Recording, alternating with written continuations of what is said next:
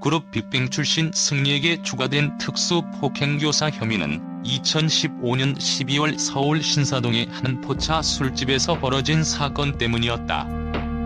26일 경기 용인 지상작전사령부 보통군사법원에서 열린 승리의 11번째 공판에서 나온 내용들을 종합해보면 조직폭력단체 조직원이 동원된 사건 당일 승리는 당초 여배우 A씨와 신사동 포차룸에서 단둘이 만나고 있었다. 해당 포차는 승리의 단골집이었다.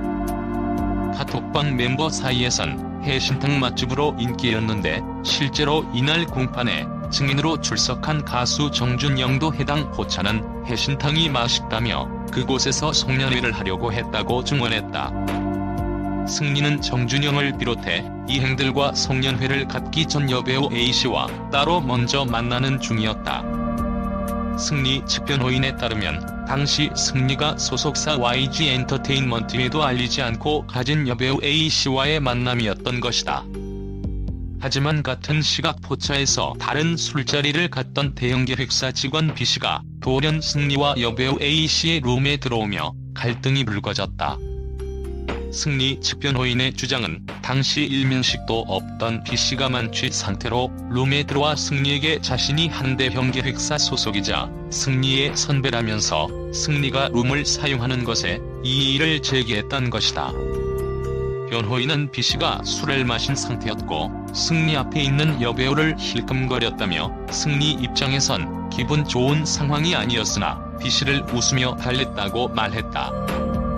이날 공개된 CCTV 영상에서도 승리는 B씨가 자신의 방에 들어오자 대화를 나누며 악수를 하는 모습이었다. 하지만 B씨는 이후 승리가 여배우 A씨를 돌려보내고 정준영 등 승리 일행이 술집에 도착한 뒤에도 승리의 룸에 몇 차례 더 들어오며 승리 일행과 갈등이 커진 것으로 보인다. 정준영은 대형계획사 직원 B씨가 당시 무례하게 행동했다고 들었다며 B씨로 인해 승리가 화가 나 있었다고 증언했다.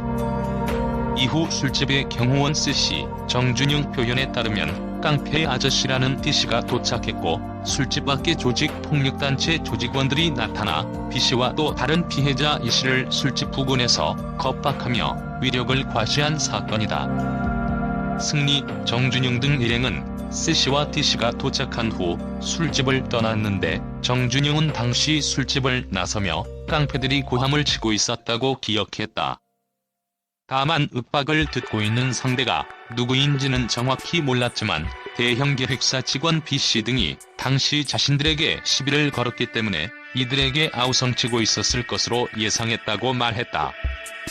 특히 정준영은 당시 누군가 때리면 안 되라는 말을 하는 것을 들었으나 그 발언의 주체가 승리인지 유리홀딩스 전 대표 유인석인지는 기억이 불명확하다고 증언했다.